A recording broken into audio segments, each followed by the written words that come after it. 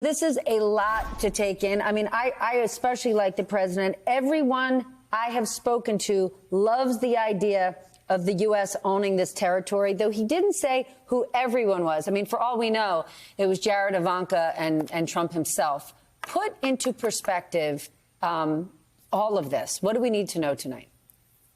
Yeah, Steph. Well, first of all, to your point, I also was struck by that.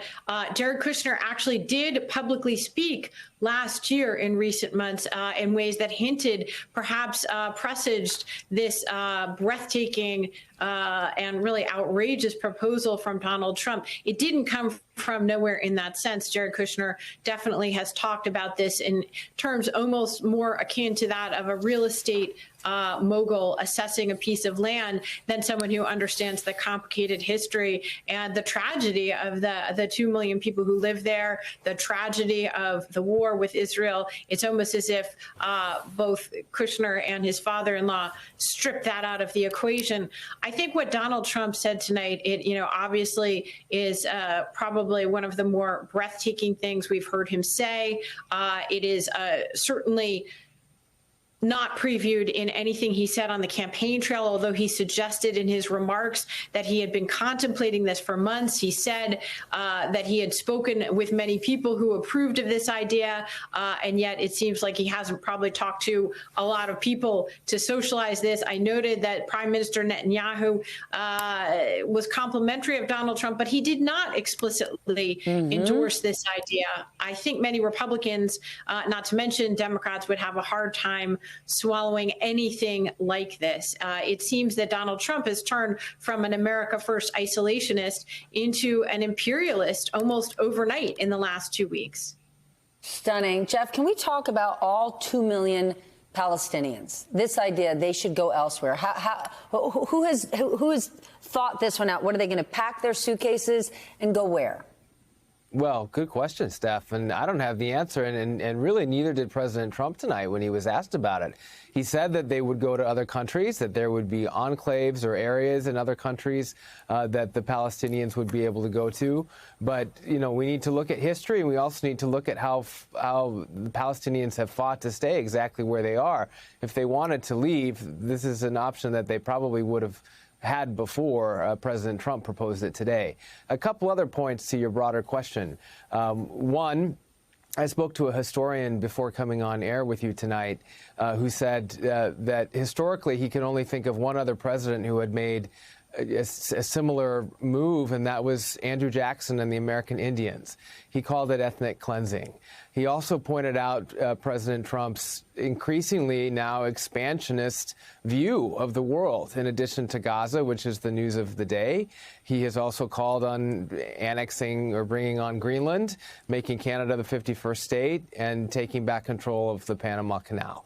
So he's, as Susan said, certainly not an isolationist, which is largely the policies that his supporters backed when they were voting for him.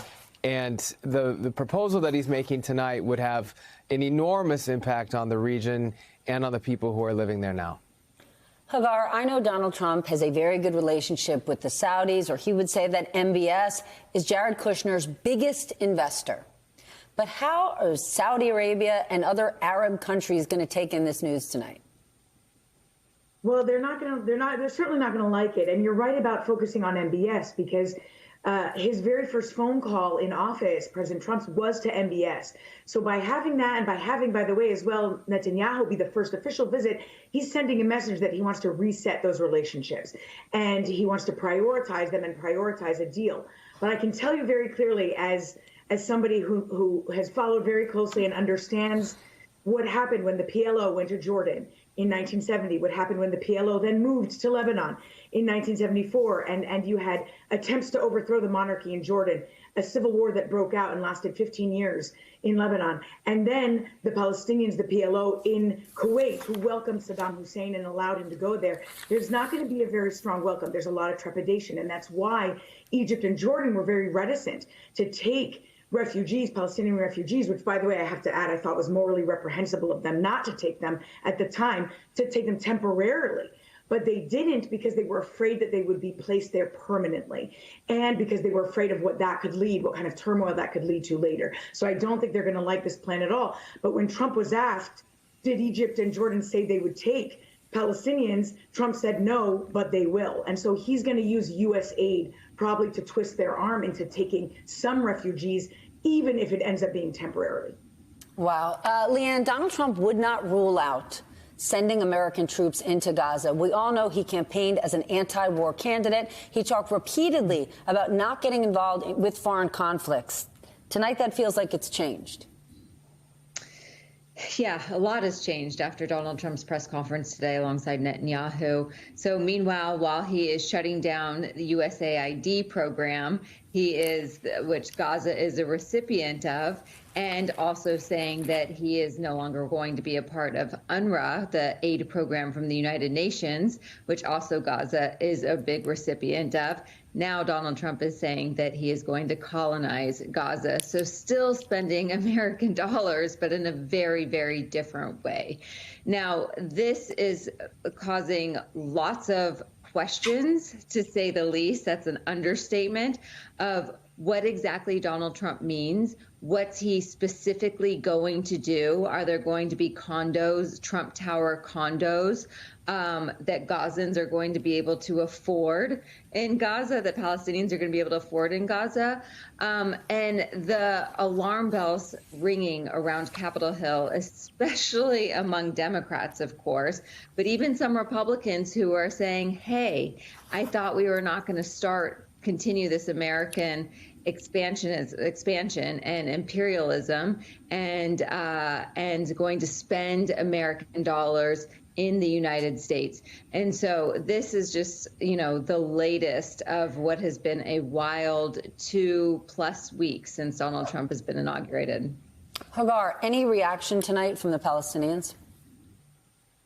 Well, there was immediate outrage from Palestinians, both abroad and here. You saw, for example, Rashida Tlaib come out, her sister come out, and against this. But I also want to make sure, the thing is, I'm in Washington right now. By the way, I've been here for a few days. I've been talking to folks at the White House, folks across the government, and there seems to be also a little bit. President Trump may have pulled a fast one here, because it doesn't seem that folks were expecting this. When Steve Witkoff went to Gaza, and he's one of the first U.S. officials to go there in a very long time, he said it was uninhabitable, which it is uninhabitable, and wanted to see the Palestinians there live temporarily somewhere in dignity while Gaza was being rebuilt. And that is what I was told, and that's what it seems as though people. That was what seemed that was the message when Trump said that he wanted to, quote, clean out Gaza and move Palestinians to Egypt and Jordan, that's possibly what he meant.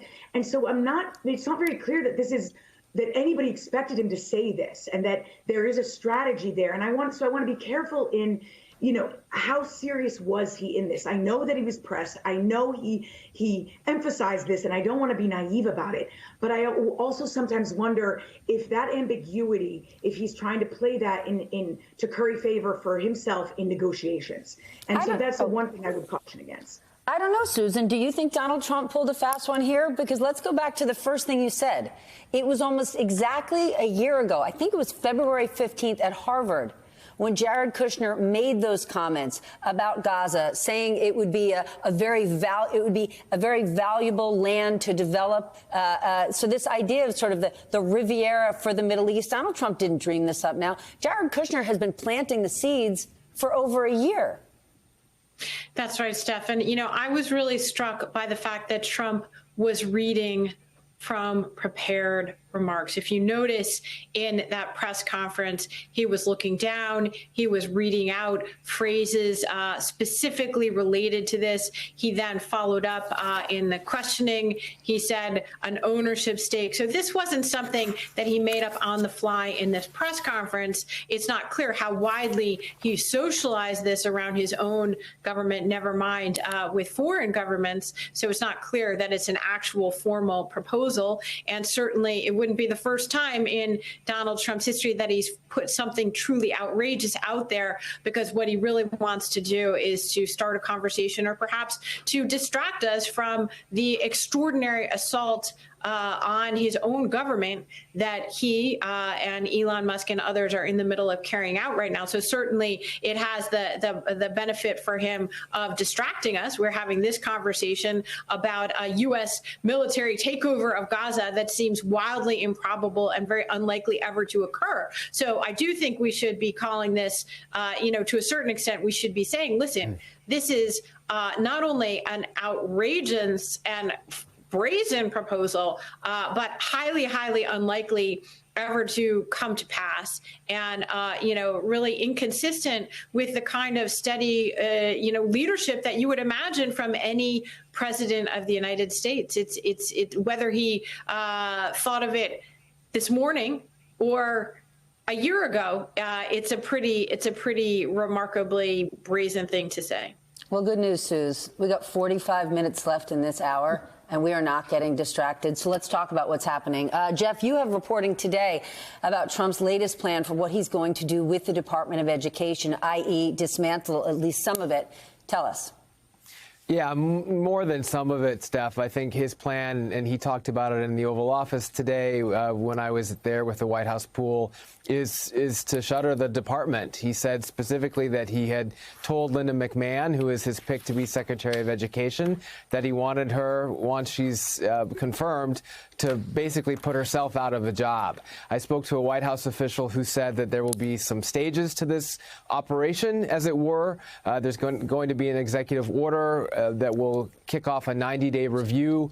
The president said he would work with Congress, and he'll have to work with Congress because he can't just close a cabinet department or an agency without Congress intervening or passing a law to allow that. Probably that's not going to happen because he would need to have 60 votes in the Senate for it to.